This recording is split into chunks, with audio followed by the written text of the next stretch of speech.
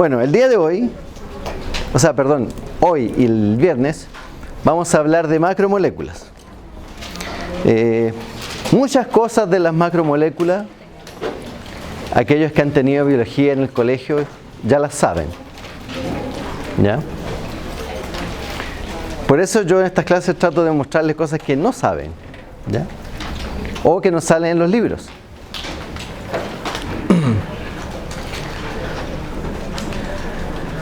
Entonces, ustedes de la vida, del día a día, ustedes saben que las macromoléculas son polímeros. Es decir, son moléculas grandes que están constituidas de repeticiones de unidades más pequeñas. El polímero más conocido por ustedes en el día a día es el plástico, como aparece en la imagen.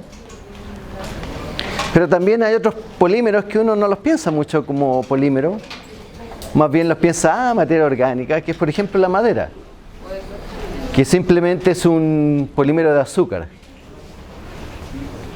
Si ustedes tuvieran la suficiente sensibilidad, le podrían pasar la lengua a un pedazo de palo y le sentirían el sabor dulce. Pero yo les garantizo que si tienen paciencia, llegaran un pedazo de madera y lo mastican el suficiente tiempo, lo van a sentir de sabor dulce, ¿ya? Es una manera un poco rudimentaria de degradar la celulosa a sus componentes, digamos, fundamentales, pero se puede hacer, ¿ya? Como para que le crean al profesor que la madera es un polímero de azúcares. Lo interesante de las macromoléculas, que en general, públicos A, B, C y 1, el público A y B, como ustedes saben, los seres vivos, y en particular nosotros, tenemos un porcentaje de nuestro peso muy importante hecho de agua. Como dice ahí, cerca del 70% de agua. Como quiero que entrenen sus habilidades de inglés, es intencional que aparezcan imágenes en inglés, ¿ya? La única manera de aprender inglés es usándolo, no yendo a cursos de inglés.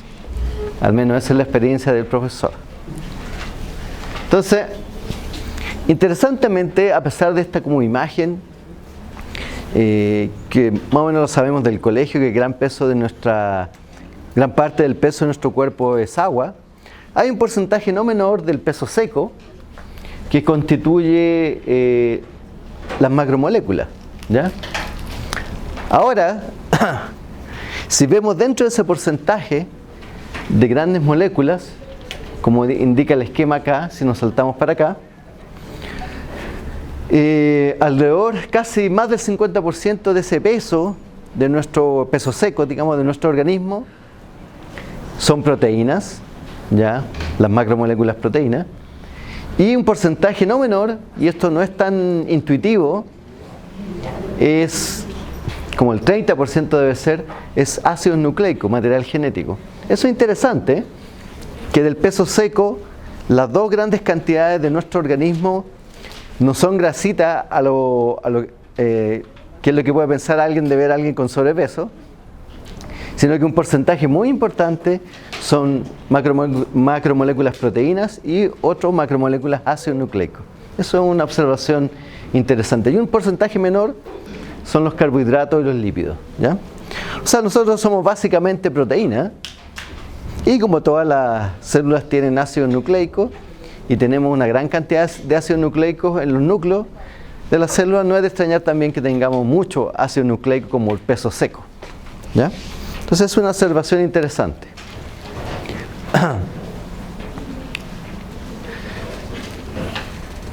Entonces, dentro de los polímeros que vamos a estudiar, están los principales que vamos a ver son las proteínas, cuyo monómero son los aminoácidos, los polisacáridos, o también llamados generalmente hidratos de carbono, constituidos por monosacáridos del tipo azúcar, los ácidos nucleicos, cuyo monómero son los nucleótidos, y ahí no aparecen, no sé por qué no aparecen, los lípidos, cuyos monómeros son los ácidos grasos, de distintos tipos. Entonces así, esto lo vamos a ver en detalle cuando veamos cada uno, pero básicamente el plan estructural de cada uno de estos monómeros es distinto, dependiendo del tipo de polímero que estamos hablando. Tenemos, por ejemplo, el monómero de proteínas, es el aminoácido que tiene esa estructura, ¿verdad? Tiene un carbono central llamado el carbono alfa. Y lo que es característica, por eso se llaman aminoácidos, tienen un grupo amino y un grupo carboxilo, ¿ya? Y además tienen este R, que se llama en español la cadena lateral, que le da las propiedades químicas particulares a ese aminoácido.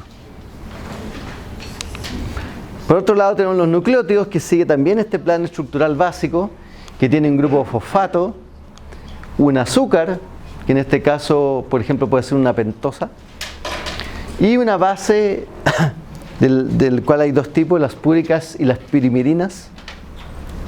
Ese es el monómero de los ácidos nucleicos. El monómero de los azúcares son los monosacáridos. Por ejemplo, tenemos la glucosa, la fructosa por allá arriba, ¿ya? Esta es una representación tridimensional de la glucosa, que es muy importante su configuración tridimensional.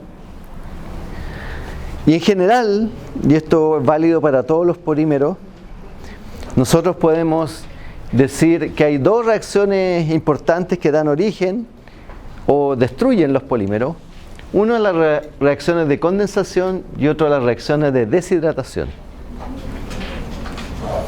Entonces, sea el polímero que sea, ellos están formados por las reacciones de condensación, o reacciones de deshidratación. Es la manera en la cual separamos los monómeros de los polímeros, de estos polímeros de los seres vivos.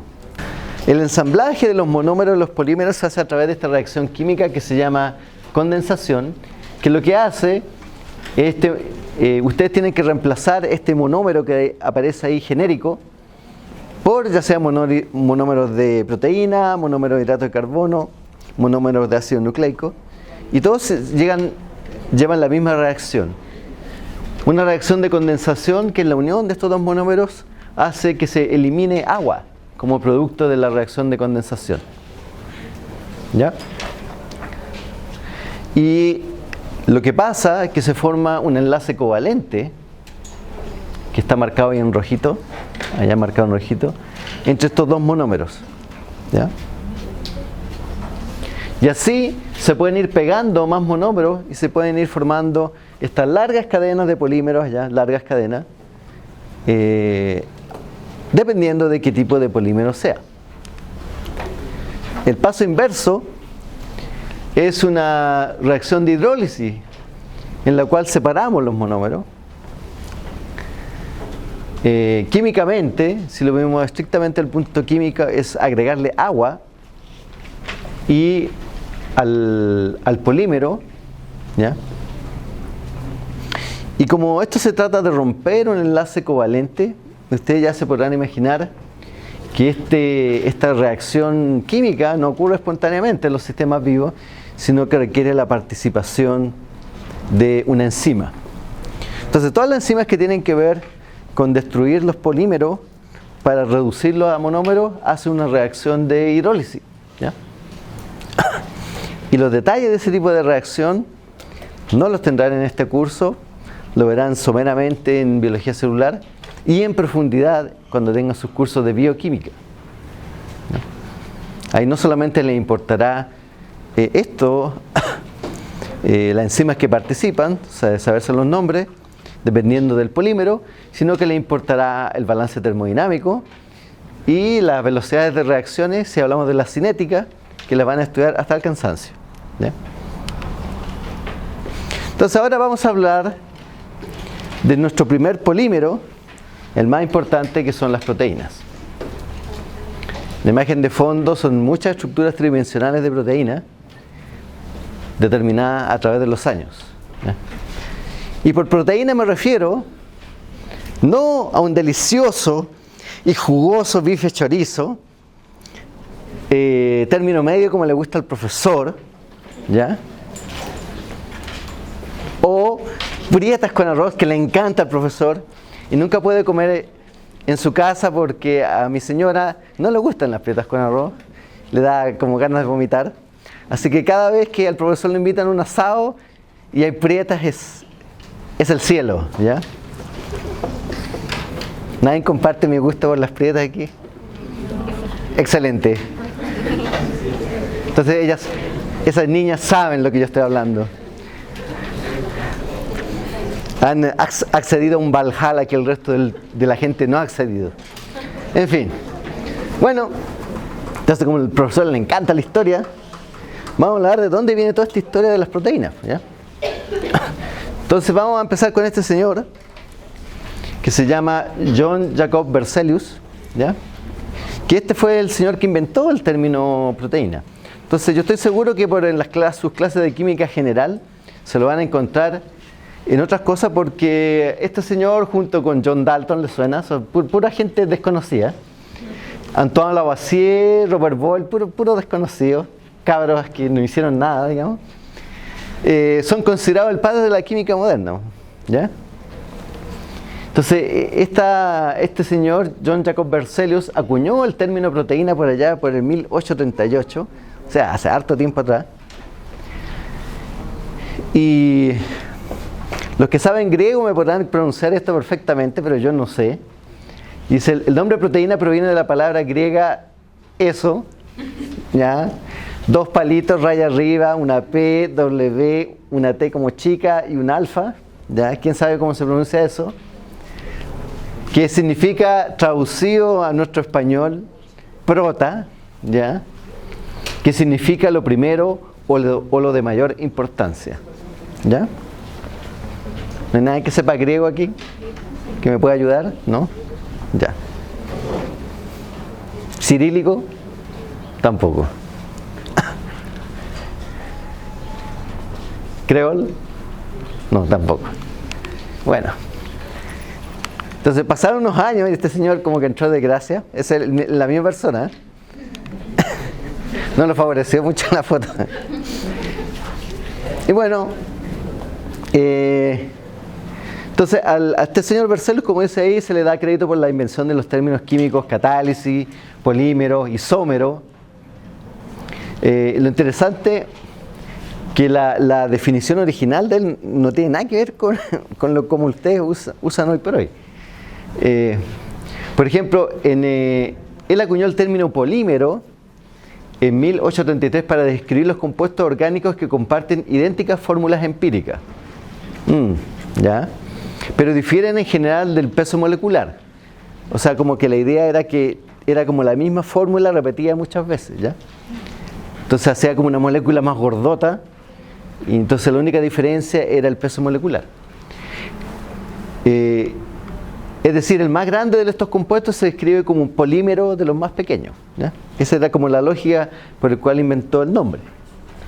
De acuerdo, si nos tomamos a pecho esta definición, que ahora es obsoleta, la glucosa sería un polímero de formaldehído, porque es la repetición 3 veces de formaldehído, ¿verdad?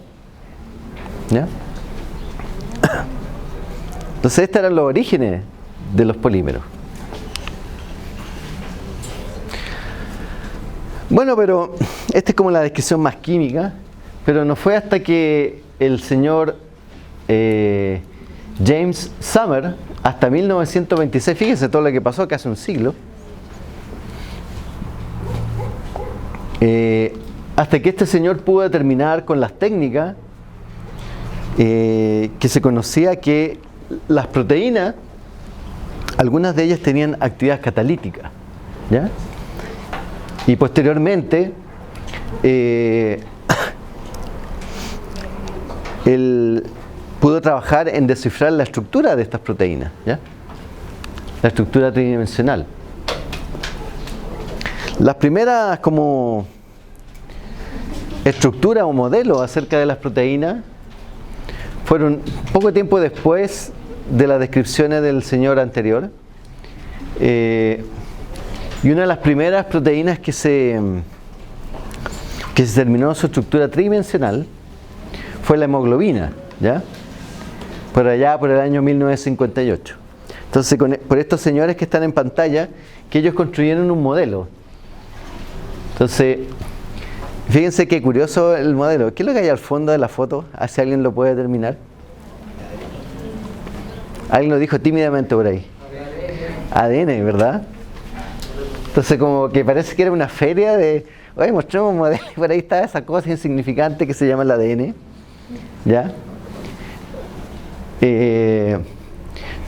Y esto fue el año 62, o sea, ya se había propuesto el modelo de ADN. ¿Ya? Pero por eso hay un pequeño engaño con esta foto, que no piensen que es del año 1958, sino que esta foto es muy posterior. Entonces estos señores estaban en alguna especie de feria o lugar donde estaban mostrando su modelo tridimensional. Bueno, ahí no habían computadores en esa época, ¿verdad? Entonces había que hacerlo como todo a mano. Y por ahí, por ahí por atrás está el ADN, así como piola, ¿te fijas? ¿Ya?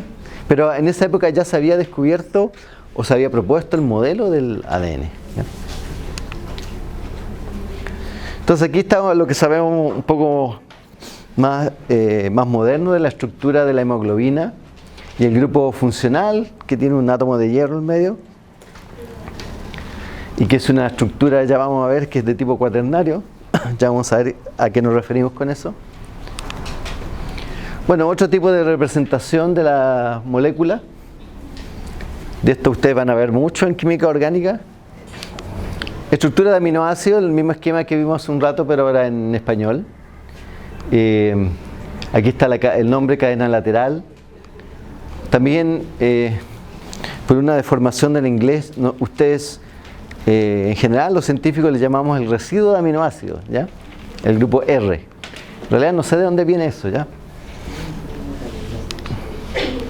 Ahora, bueno, aquí no se aprecia mucho, pero ustedes saben que los aminoácidos que son fundamentales para los organismos vivos son 20 y son agrupados según sus propiedades químicas.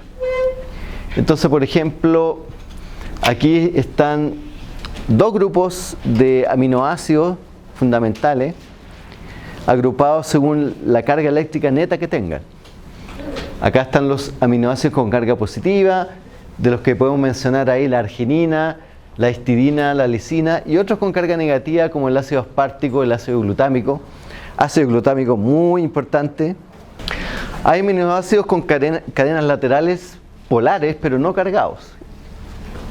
Y, si hay algo que, bueno, se lo voy a dibujar porque ahí no se aprecia. Hay una notación para los aminoácidos. Entonces, por ejemplo, la serina que está allá, se escribe ser, la notación de 3 letras, pero el profesor no hizo nada.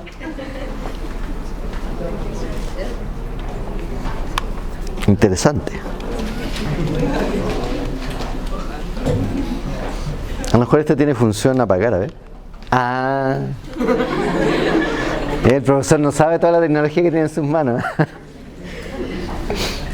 Ya. Qué conveniente. A ver. Ya. Es que no sabía que esto tenía eso. Por ejemplo, después estamos... Esta idea es súper importante. Uf, qué bueno que no la vieron. Ya. Entonces, claro, está esta notación serina, ¿ya? Y parece razonable, pero cuando el día de mañana alguno de ustedes se dedica a la bioinformática, eso es más o menos complicado, ¿ya? Andar escribiendo estas cosas.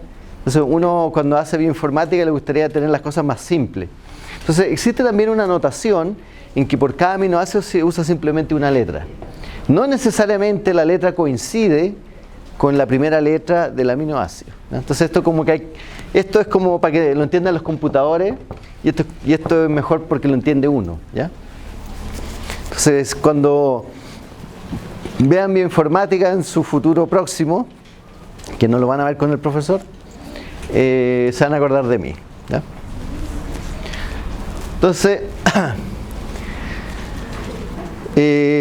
hay otros aminoácidos que son muy interesantes desde el punto de vista de la estructura tridimensional de las proteínas. Y son estos, son los que tienen azufre en su estructura como la cisteína. ¿Por qué? Porque resulta que si tenemos dos cisteínas muy próximas,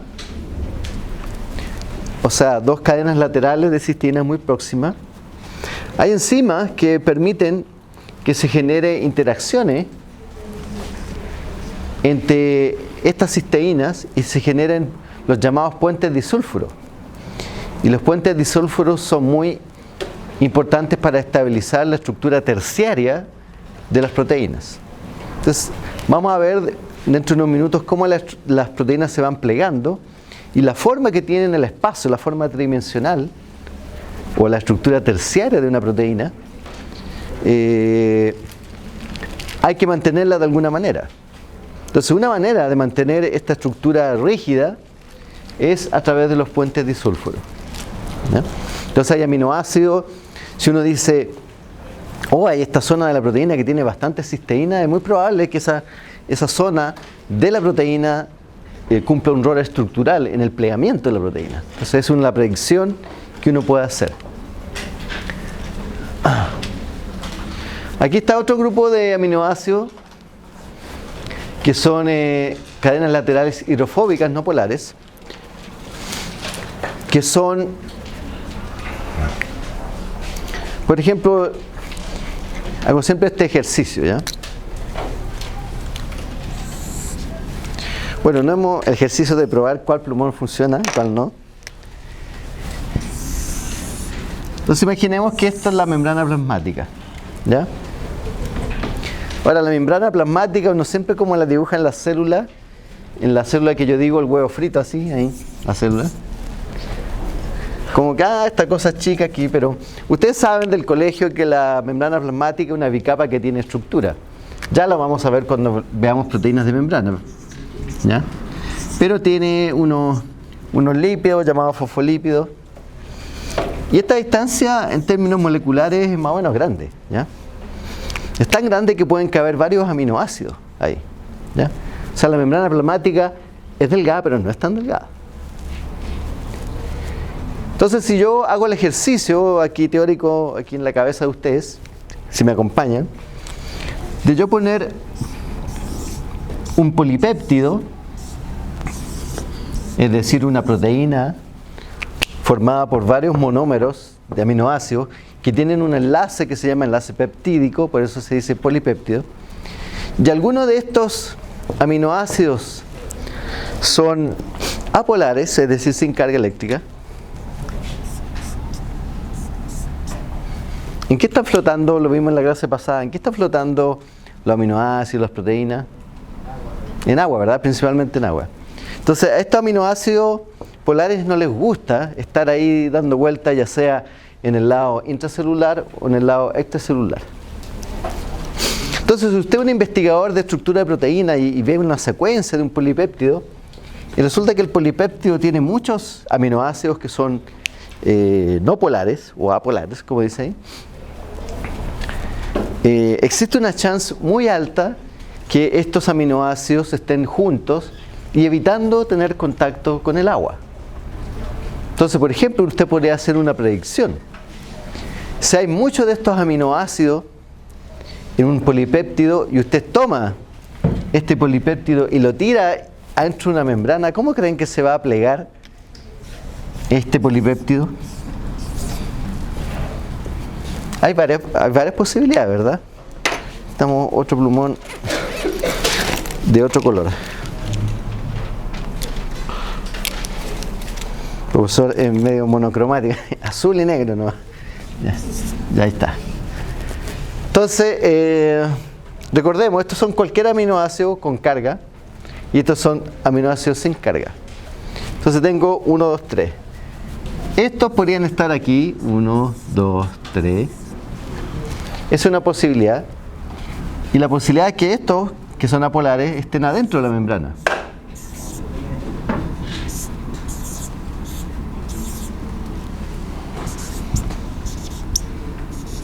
Entonces, si yo les hago la pregunta, tengo este polipéptido y lo pongo en una situación donde es apolar, que es donde está estos ácidos grasos que son de la membrana plasmática, que el profesor quiere derrumbarles el mito eso de que es como delgadita. No, no es delgadita, es bastante gruesa, caben varios aminoácidos adentro. Existe la chance que si yo encuentro un polipéptido que tiene bastante estos aminoácidos apolares, una configuración posible en que ellos se acomoden en la membrana plasmática es así, adentro de la membrana plasmática, ¿ya? Es más, si tuviésemos suficiente aminoácido de tipo apolar, yo podría tener muchos ordenados, como imagínense que esto va dando vueltas, así como una espiral. Y yo podría tener, por ejemplo, aquí un canal.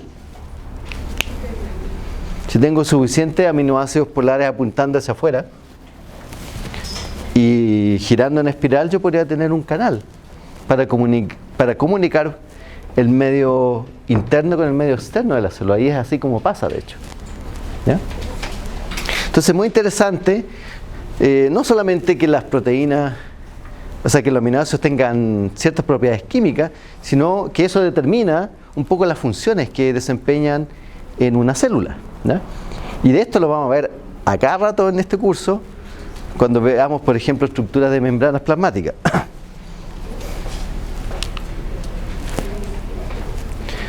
Bueno, y como ustedes saben, como este es un polímero, también el polímero a partir de los monómeros se forma por una reacción de condensación. Ahí está el agua saliendo. Ahí está el agua saliendo. Y en este caso particular, en la jerga de la gente que trabaja con proteína, se suele denominar a ese enlace, a ese doble enlace, a ese enlace covalente, se le suele llamar enlace peptídico, ¿ya?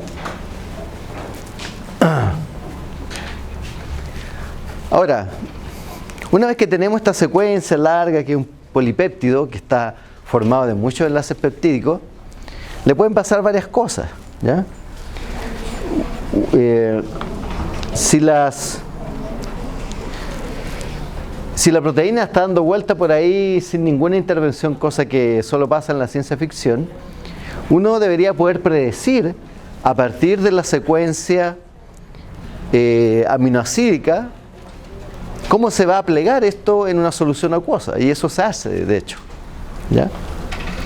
Pero como ustedes saben del colegio, hay varias proteínas involucradas acá una vez que son sintetizados, así que la historia no es tan fácil, ¿ya?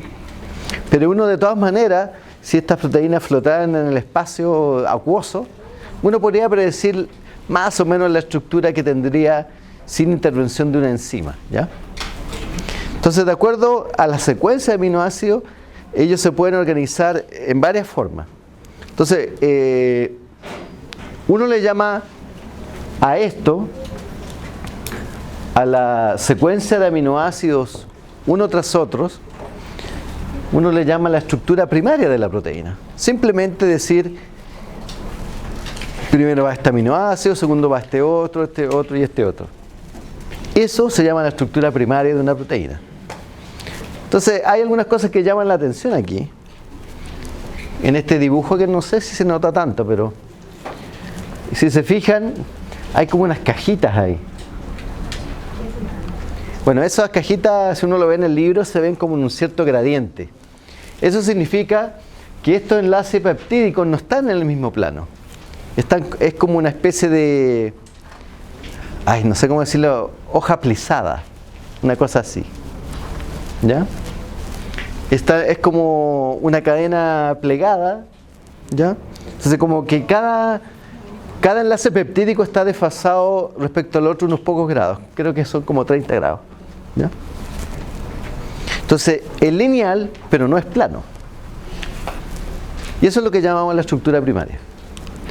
Ahora, cuando tenemos una estructura primaria larga, le pueden pasar dos cosas. Uno, que se enrolla a sí mismo y empieza a formar esto que se llama una hélice, o nosotros se suele llamar como una alfa hélice, ¿ya? Y lo interesante que los enlaces, los oxígenos del grupo carboxilo pueden interactuar con los hidrógenos del grupo carboxilo pueden interactuar con los nitrógenos del otro péptido, ¿ya? Y eso puede generar un enlace del tipo puente hidrógeno y darle estabilidad a esta estructura. Entonces eso es muy interesante. Espontáneamente esta secuencia primaria puede enrollarse a sí mismo y formar esta gran espiral que se llama hélice del tipo alfa. Y esta hélice del tipo alfa es la típica estructura tridimensional que hay, por ejemplo, en los canales que atraviesan, por eso lo dibujé acá, la membrana plasmática. ¿Ya? Entonces hay una secuencia primaria constituida por aminoácidos que suelen formar una alfa hélice. Lo más probable de la predicción teórica sería que esos son constituyentes de una proteína transmembrana, por ejemplo. Que no necesariamente un canal, puede ser como la parte que se ancla al canal, ya sea extracelularmente, que puede ser un receptor, o intracelularmente, que también puede ser un receptor intracelular, por ejemplo. ¿Ya? Pero ya vamos a ver estas cosas complicadas de receptores. Y la otra manera de que estas estructuras primarias se plieguen es que con otra estructura, con la misma, puede pasar de que vaya la estructura primaria, se devuelva y se pegue lateralmente a la otra, y así y así. Y en ese caso lo que hace no es formar una espiral, sino que es formar una lámina. Y esta es la estructura que se le llama hoja plegada del tipo beta, como dice acá, allá. Profe, dígame. ¿Esa es la que se le decía, o al menos a mí me la enseñaron como sábana beta? También es hay varias traducciones porque eso depende de quién lo traduzca al español, ¿ya? Aunque la traducción es que eso viene del inglés, que es beta sheet, y sheet significa, tiene varias acepciones. Uno puede ser, como dijo el sheet, son las sábanas de la cama, pero también son las hojas de los cuadernos, ¿ya? Entonces no sé en qué instante se habrá traducido como sábana, medio raro, ¿sí? Pero yo también lo he leído en los libros más antiguos. Pero este libro, como está el español relativamente más actualizado, se llama hoja plegada del tipo beta, ¿ya? Dígame. Se unían a través, porque la alfa se unía a través de los oxígenos del carboxilo con los... Sí, a través de un puente de hidrógeno que se llama. Y los del alfa con... También. puente de hidrógeno. También puente de hidrógeno. Y se fijan que es lo mismo, pero en vez de ser así, es como para el lado, ¿ya? Lo que está como puntitos rojos, esos son los puentes de hidrógeno. Bueno, y resulta que una misma secuencia primaria, dependiendo, ya se imaginarán, de la composición de aminoácidos que tenga, puede dar en una misma estructura polipéptido grande, dar origen a más de un tipo de estructura de plegamiento, ya sea hoja, sea alfa hélice o hoja plegada del tipo beta. Gracias por acompañarnos, fue un placer.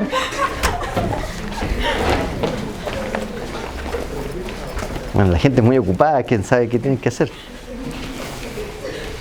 Más importante que ir a clase, por supuesto. ¿Quién soy yo para juzgarla? Entonces, lo interesante es que una estructura primaria no implica que tenga solamente un tipo de enrollarse en el espacio. Entonces, como muestra este esquema, esta es una misma secuencia primaria que si la sigue por aquí, por ejemplo, aquí sin plegarse, aquí se forma una espiral, más allá se forma con una placa beta, después otra espiral de nuevo.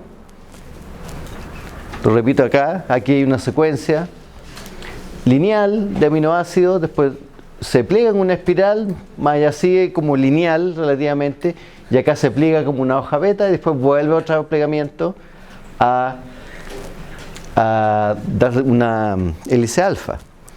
Y aquí es donde, pero este es un solo polipéptido. Ojo con eso, por eso yo hago la distinción. Y esto podría formar, por ejemplo, una proteína con cierta estructura tridimensional, y para estabilizar eso no basta los puentes de hidrógeno, ¿no?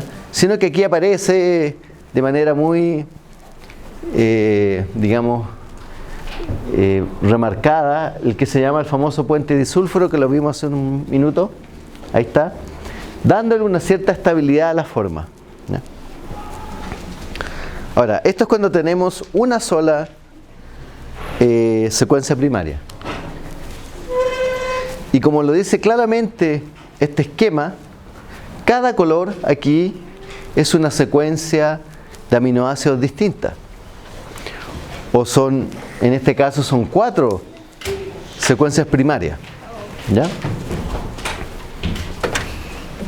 Gracias. Si cierra la puerta es mejor. Ya. Entonces, puede existir una proteína funcional que no esté codificada en una sola secuencia primaria, sino que para que alcance la función necesita 4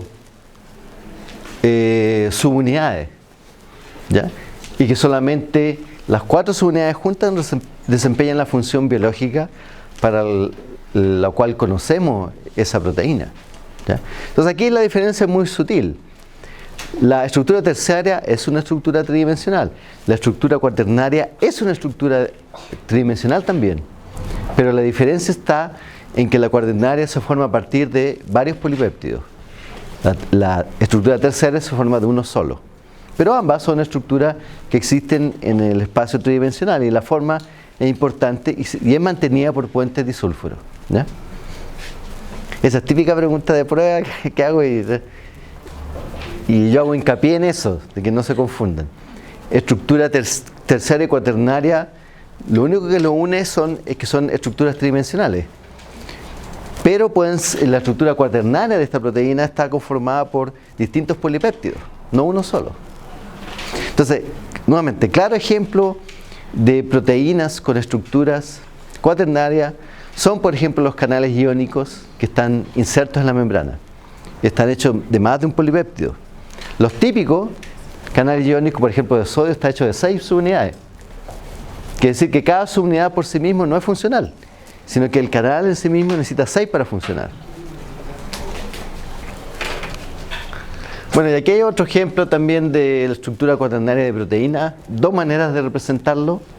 Uno con el típico esquema en que se representa cada átomo y esta forma globular. Y el otro esquema es que con este esquema como de, no sé cómo llamarlo, de cinta o de salchicha, no sé, salchicha enroscada.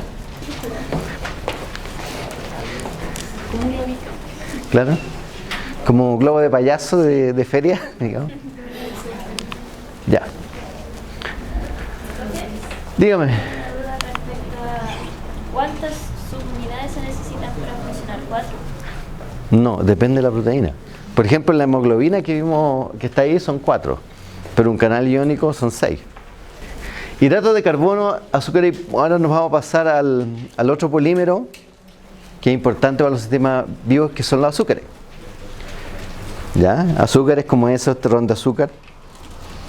Y a propósito de azúcar, ya que al profesor le gusta saber dónde vienen las cosas, ¿dónde viene el azúcar que se consume aquí en Chile a propósito? ¿Alguien sabe? Ah, los felicito. Hice esta misma pregunta a mi otra clase paralela que son de químico y nadie sabía. El compañero lo dijo por ahí. La remolacha azucarera. Remolacha azucarera, mira, con nombre y apellido. ¿Ah? Lo que compró Llanza, todos los agricultores prácticamente. Claro, en países como Chile no podemos tener, como me respondieron en el otro curso, caña de azúcar. No, aquí no es país tropical. En otros países como Brasil, como el norte de Argentina, efectivamente el azúcar se obtiene de caña de azúcar porque es clima tropical, subtropical, ¿ya? Pero acá como es muy frío, así que ni los gomeros aguantan el invierno, ¿ya? Tengo que hacer algo que aguante el frío y para eso se usa la remolacha azucarera, ¿ya? Como ese que está el presento la remolacha. Y donde está más, donde se planta más eso es séptima región principalmente, sexta también, la octava, me imagino que también algo. Este tipo de representación, ¿alguien se acuerda cómo se llama esa? Fischer, creo. Y esto representa que están en un plano distinto. Esos carbonos que están ahí, que son más gruesos, están como en una representación 3D, o sea, de algo, una representación 2D de algo 3D, eso quiere decir. ¿Newman? Ya, ¿ven? Ustedes saben más que yo. Entonces eso representa una molécula de azúcar. ¿Y qué es lo que es interesante para uno desde el punto de vista biológico? Que está es un plano, ¿ya? En realidad no tiene esa forma químicamente, sino que tiene lo que uno llama una forma de silla. Una cosa así más o menos. Así son como los azúcares, ¿ya? Y eso ya lo hablamos en la clase pasada, que era muy fome la clase pasada, entonces le hablé de eso porque estaba aburrido. Le hablé de que los edulcorantes juegan a que receptores de la lengua reconozcan esta forma, ¿ya? Entonces, cualquier cosa que usted le ponga en esa forma de silla sabe dulce, es curioso, ¿ya? Y no necesariamente tiene que tener carbono e hidrógenos como estos azúcares. Entonces hay azúcares muy importantes como la pentosa, los azúcares de 5 carbono que están allá arriba, que son componentes fundamentales de las cadenas de los ácidos nucleicos. Y estos otros, la sexosa, que son azúcares que se utilizan mucho por el organismo como fuente de energía, ¿ya? Entonces, al igual que existen los enlaces peptídicos, creativamente a alguien se le ocurrió que existen los enlaces glucosídicos, y es la misma historia. Hay reacciones de condensación donde se libera agua, como sale aquí, agua, para formar un enlace glucosídico entre dos monómeros de azúcar. Y también para eso, bueno, todos estos son, claro, y lo interesante de que existen de manera estable varios azúcares como un polímero de 2 azúcares.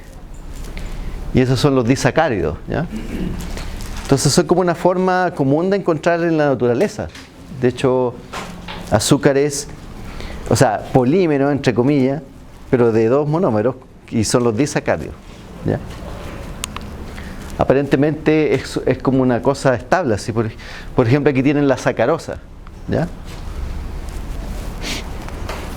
La sacarosa es un disacárido, ¿ya? Bueno, y cuando vimos en la diapo al inicio de esta clase,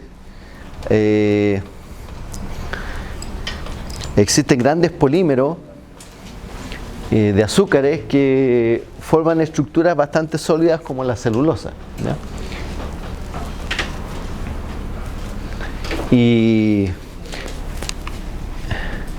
la gracia, y aquí hay una diferencia un poco con las proteínas, que estos hidratos de carbono pueden formar estructuras de tipo ramificada. Entonces, a partir de este grupo de este carbono puede generar otro enlace y empezar a generarse otra cadena, y con eso se forma una estructura mucho más empaquetada. Y aquí tienen ejemplo. Entonces, si es una estructura lineal en que hay una cadena de azúcares uno al lado del otro, se puede conformar una celulosa. Si tienen una estructura de tipo ramificada, tienen el almidón, que es la que está al medio, y altamente ramificada, como esto que es azúcares de animales, está el glucógeno, por ejemplo, que es una fuente de almacenamiento de hidratos de carbono en el caso de los células animales. Y así más o menos como se ven: fibra de celulosa, depósito de almidón y depósito de glucógeno en el hígado, que es donde se almacena. ¿Ya? Y eso era la clase de hoy. ¿Alguna pregunta?